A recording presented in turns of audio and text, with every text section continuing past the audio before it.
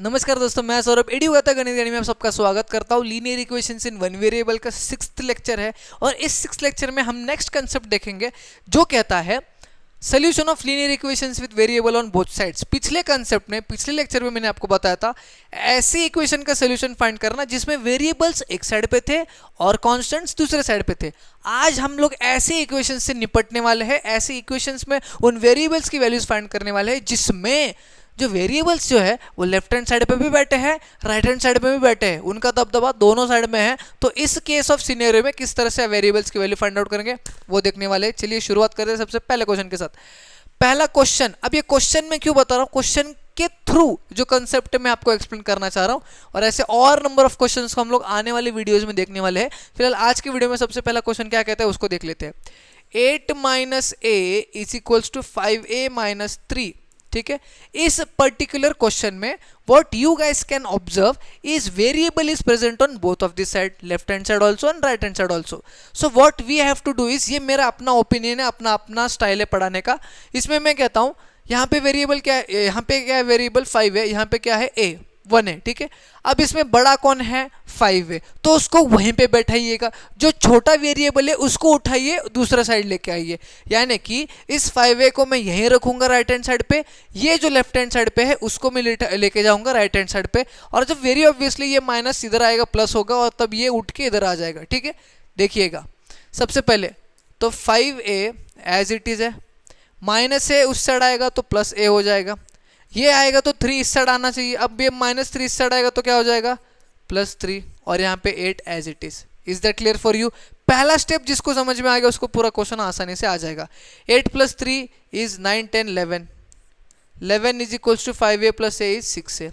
Is that clear for you. अगला step कहता है कि a के साथ जो मल्टीप्लीकेशन में है वो डिवाइड हो जाएगा इस तरफ, तो 11/6 इज इक्वल्स टू a, और कुछ इस प्रकार से हमने पहले इक्वेशन में a की वैल्यू जो है वो फाइंड आउट कर ली। सबसे पहला स्टेप समझना बहुत इंपॉर्टेंट है, जिसमें मैंने आपको ये कहा कि जो वेरिएबल बड़ा है, जिसके पास कोएफिशिएंट बड़ा है, उसको वहीं पे बैठाइएगा, उसको हिलाने की जरूरत नहीं है।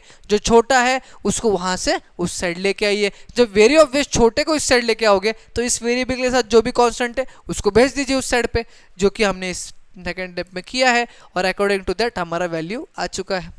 सेकेंड क्वेश्चन की अगर हम लोग बात करें तो 18q minus 3 is equals to 15 plus 9q। Again q being on both side, 18q is a greater variable with greater coefficient which is present on the left hand side, तो मैं उसको वहीं पे रखूंगा और इस 9q को बोलूंगा कि भाई साहब तू उठ के यहाँ पे आ जा। जब ये यहाँ पे उठ के आएगा तो ये माइनस 3 उस साइड जाएगा। चलिए 18q ये प्लस 9q इधर आएगा तो ये हो जाएगा minus 9q, 15 as it is था और ये माइनस 3 उस साइड जाएगा तो प्लस 3 हो जाएगा। 18 minus 9 is 9q, 15 plus 3 is 18। Is that clear for you.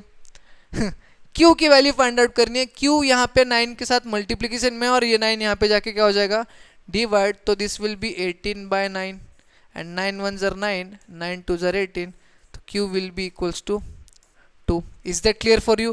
क्या किया हमने, 18q था, 9q था, 9q छोटा था, उसको बोला भाई साहब तू इधर आ जा, मैं उधर नहीं आने वाला हूँ।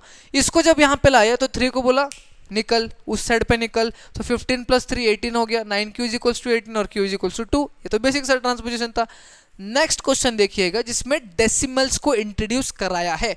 सबसे पहले ब्रैकेट्स को सॉल्व करिए मल्टीप्लाई करके। 0.5 into 2 is 1 plus 0.5 into x is 0.5x, 0.1 into 6 is 0.6 minus ये हो जाएगा 0.1x। ठीक है, अब 0.5x और 0.1x में 0.5x बड़ा है, वेरी ऑब्वियस बड़ा है, तो हम लोग इस 0.1x को बोलेंगे तो उठ के इधर आ जा, तो 0.5x माइनस 0. था तो यहाँ पे आएगा 0. प्लस इधर और ये 0.6 एज इट इज, और वेरी ऑब्वियसली जो 1 इस साइड पे जो बैठा था वो उस साइड उठ के चले जाएगा -1, क्योंकि यहाँ पे +1 था, उस साइड जाके वो -1 हो जाएगा। अब 0.5x plus 0.1x is 0.6x is equals to 0.6 minus 1, यानी कि 1 में से 6 कितना बचता है 4, plus minus minus greater number sign, greater is minus, तो -0.4। इतना क्लियर है आपको? 0.6 में से 1 नहीं जाता है तो 1 में से 0.6 माइनस करेंगे और ग्रेटर नंबर साइन माइनस का लगाएंगे तो ये आंसर आने वाला है। और x की वैल्यू अगर फाइंड आउट करनी है तो ये जो मल्टीप्लिकेशन में है वो नीचे जाके डिवाइड होने वाला है, यानी कि this will be like 0.4 divided by 0.6, but 0.4 के साथ माइनस साइन है। 2 का टेबल यूज करते हो तो 2 2 जार 4, 2 3 जार 6 और ये डेसिमल भी कैंसिल आउट हो जाएंगे। वाई? बिकॉज दोनों जगह पर एक ही प्लेस के बाद डेसिमल है तो वो कैंसिल आउट हो जाएगा, यानी कि ऊपर भी एक प्लेस के बाद डेसिमल है, नीचे भी एक प्लेस के बाद डेसिमल है तो कैंसिल आउट हो जाएगा। और इससे हमारा आंसर आने वाला है x की value -2/3। Is that clear for you? Is that clear for you? Complicated हो सकता है बट कंफ्यूज नहीं होना आपको। पहले तो ब्रैकेट को रिजॉल्व किया इस स्टेप में। नेक्स्ट स्टेप में मैं वही करता हूँ जो मैं हर बार करता हूँ, मैं बोलता हूँ कि जो बड़ा है, जहाँ पे जैसे 0.5x बड़ा था उसको बोला तो वहीं पे बैठ, उसको बुला तो मैंने उसको बुलाया और जब इसको बुलाया तो 1 को उस तरफ भेजा, -1 हो गया। और कुछ इस प्रकार से सॉल्व करने के बाद x की वैल्यू -2/3 आ चुकी है। एक और क्वेश्चन है इस टाइप में, और क्वेश्चन और थोड़ा कॉम्प्लिकेटेड हो सकता है बट वही इसीलिए मैं आपके सामने लेके आ रहा हूँ उस क्वेश्चन को। क्वेश्चन कहता है 4/5y -1 is equals to 2/5y plus 4/15 plus 4/15। अब क्वेश्चन ये कहता है कि इसको सॉल्व करिएगा। अब देखो 4/5 and 2/5 both of them are like terms, like fraction. Why? Because दोनों के डिनोमिनेटर सेम है। अब 2/5 और 4/5 में कौन बड़ा है? 4/5। तो मैं कहूंगा इसको तो यहीं पे बैठ, 4/5 यहीं पे बैठेगा। इसको कहूंगा तो उठ के यहाँ आ जा, लेफ्ट हैंड साइड पे प्लस है तो यहाँ पे आके माइनस हो जाएगा। जब ये यहाँ पे आएगा तो -1 उस साइड चले जाएगा, बट पहले से उधर कोई था मौजूद तो उसमें +1 ऐड हो जाएगा, क्योंकि ये माइनस था वहाँ पे वो प्लस हो गया। 4 - 2 = 2 तो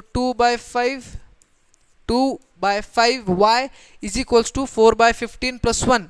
अब इसको क्रॉस मल्टीप्लाई अगर करते हैं तो 15 × 1 = 15, 4 × 1 = 4, 4 + 15/15 तो this will be like 2/5y is equals to 15 + 4 is 19/15। Is that clear for you? 19/15, 15 + 4 is 19 और नीचे का डिनोमिनेटर 15। अब यहाँ पे ध्यान से देखिएगा, बहुत ज़्यादा इंपॉर्टेंट है। सबसे पहले y के साथ मल्टीप्लीकेशन में 2 है और y के साथ डिवीजन में 5 है, तो डिवीजन वाला 5 उधर जाके क्या हो जाएगा? मल्टीप्लाई, यानी कि ये हो जाएगा 2y is equals to 19/15 into 5। इतना समझ में आ गया? क्या किया मैंने, यहाँ पे 5 डिनोमिनेटर में था, y के डिवीजन में था, वो यहाँ पे जाके मल्टीप्लाई हो जाएगा तो मैंने उसको यहाँ पे जाके मल्टीप्लाई कर लिया। अब y के साथ ये जो 2 वो जो 2 मल्टीप्लिकेशन में है वो वहाँ पे जाके क्या हो जाएगा? डिवाइड हो जाएगा। तो ये एज इट इज़ 19/15 into 5 और ये नीचे आके डिवाइड हो जाएगा। अब यहाँ पे देखो 3 × 1 = 3, 5 × 1 = 5, 5 × 3 = 15, 3 × 2 = 6 तो y इज इक्वल्स टू 19/6। क्या आई y की वैल्यू?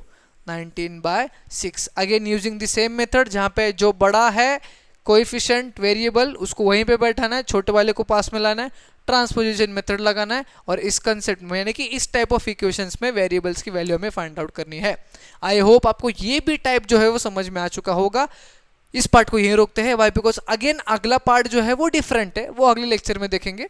वेट करना अगले लेक्चर के लिए, तब तक इस वीडियो को, इस लेक्चर को एक लाइक जरूर करना, ज़्यादा से ज़्यादा बच्चों में शेयर करना, नहीं होता तो चैनल को सब्सक्राइब करके जाना। हम मिलेंगे न्यू वीडियो में।